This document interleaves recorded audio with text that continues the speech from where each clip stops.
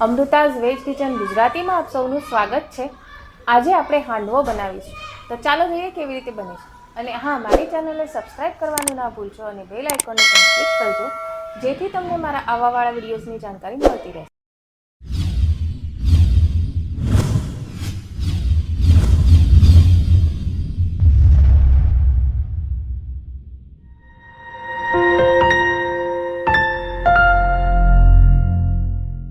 હાંડવો બનાવવા માટે સૌપ્રથમ આપણે હાંડવાનું ખીરું બનાવીશું. તો તેના માટે અહીંયા મેં હાંડવાનો લોટ લીધો છે.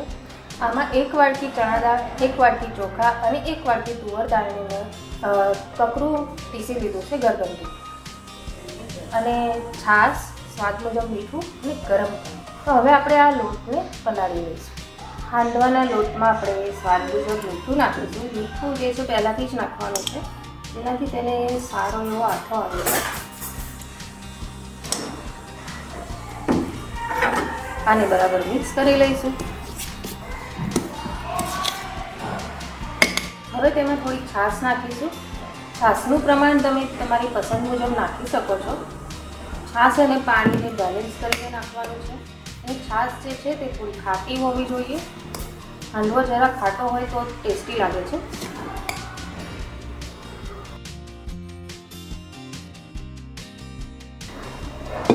અહીંયા મેં 5 કપ હાંડવાનો લોટ લીધો છે અને તેમાં 2 કપ જેટલી છાશ નાખી છે. હવે ગરમ પાણી નાખીશું. ગરમ પાણી પણ મેં 2 કપ લીધું છે.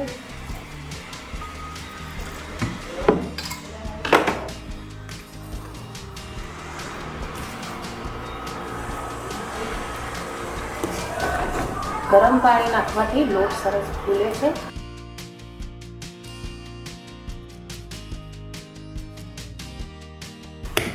આ બેટર બનીને તૈયાર છે. આને આપણે 5 કલાક તડકામાં મૂકીશું. હાંડવો બનાવવા માટે આપણે લઈશું રાઈ, લાલ મરચું, શિંગદાણા કચરા કૂટી લીધા છે, 1 નાની ચમચી ખાંડ, 1/4 ટીસ્પૂન લીંબુના ફૂલ, સોડા, અડધી ચમચી તલ, લસણ અને લાલ મરચાંની ચટણી.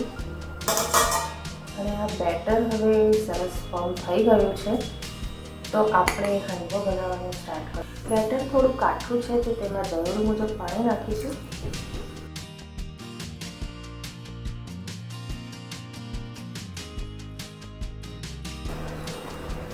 હવે તેમાં આ મિક્સ થઈ ગયું છે. હવે તેમાં સ્વાદ મુજબ મીઠું નાખીશું. મીઠું પલાળતી વખતે નાખ્યું છે, પણ થોડું ઓછું છે, તે માટે થોડું નાખીશું. અને આ જે બેટર છે તેને આથો આવવા માટે મેં વધારે રાખ્યું નથી. થોડું વધારે રાખો તો બહુ જ ખાટું થઈ જાય છે, પણ આ વધારે રાખ્યું નથી એટલે ખાટું થયું નથી. તો તેમાં લીંબુના ફૂલ નાખીશું,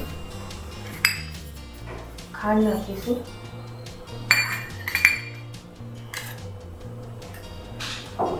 લાલ મરચું,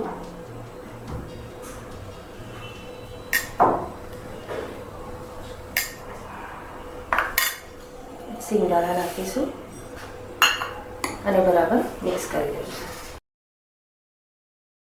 હવે તેમાં સોડા નાખીશું. અહીંયા મેં ફ્રાય પેનમાં તેલ ગરમ કરી લીધું છે. તેમાં લસણ અને લાલ મરચાંની ચટણી નાખીશું અને આને આ બેટરમાં નાખી દઈશું.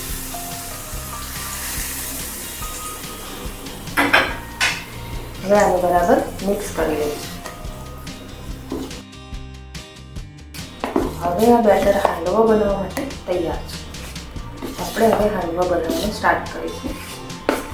અહીંયા મેં ફ્રાય પેનમાં તેલ ગરમ કરી લીધું છે. તેમાં રાઈ નાખીશું,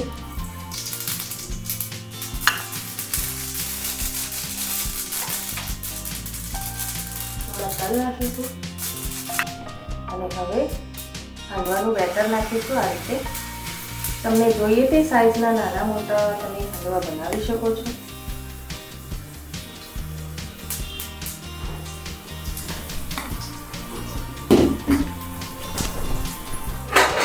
હવે આને ઢાંકીને ચડવા દઈશું. એક બાજુથી આ હાંડવો ચડી ગયો છે. હવે આને ફેરવી લઈશું.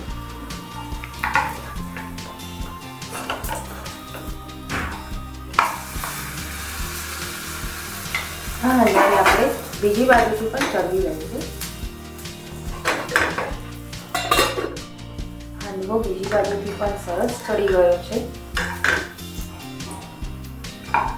તમે જોઈ શકો છો બંને બાજુથી ચડી ગયો છે. તો આ જ રીતે આપણે બીજા હાંડવાના બીજા રોટલા પણ બનાવી લઈશું. તો આમાં તેલ છે તો તેલ નાખવાની જરૂર નથી. થોડી રાઈ, થોડા તલ અને આ બેટર નાખીશું.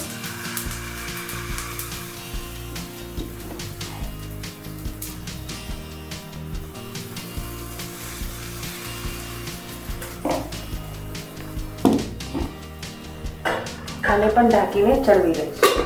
આ જ રીતે આપણે બધો હાંડવો બનાવી લઈશું. ટેસ્ટી હેલ્ધી હાંડવો બનીને તૈયાર છે.